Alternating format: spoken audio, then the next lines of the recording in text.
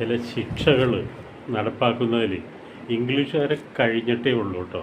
അവർ തന്നെ ചില നമ്മൾക്ക് ചിലപ്പോൾ മൃഗീയമാണെന്നൊക്കെ തോന്നും. പക്ഷേ കൊല്ലുന്നതിനേക്കാൾ ഒരാൾ എന്നെ കൊന്നാലും അതിലില്ലായിരുന്നു എന്നൊക്കെ ചില ആൾക്കാരൊക്കെ പറയുന്നുണ്ട്.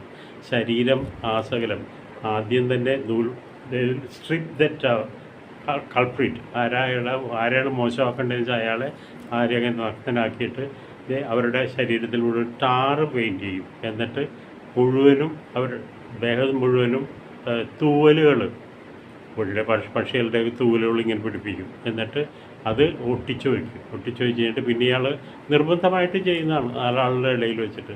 അപ്പോൾ ഇത്രയും മാത്രമൊക്കെ ചെയ്യുന്ന ഒരാളെ അങ്ങനെ അങ്ങോട്ട് നമ്മൾക്ക് ഇൻറ്റിമിനേറ്റ് ചെയ്യാന്ന് പറയുന്നത് കഴിഞ്ഞാൽ ഇത്രയും പാതകം ചെയ്യാൻ ഒരാളോട് ചെയ്യാൻ പറ്റാവുന്ന ഇത്രയും പൈശാചികമായ ഒരു സംഭവം ചെയ്യാൻ പറ്റില്ല. അതിനാണ് പറയുന്നത് ഇംഗ്ലീഷുകാരുടെ ഒരേ പ്രയോഗത്തിൽ അത് അവരുടെ tar and feather അവർ പറയുന്നത് tar and feather പണിഷ്മെൻ്റാണ് അവരുടെ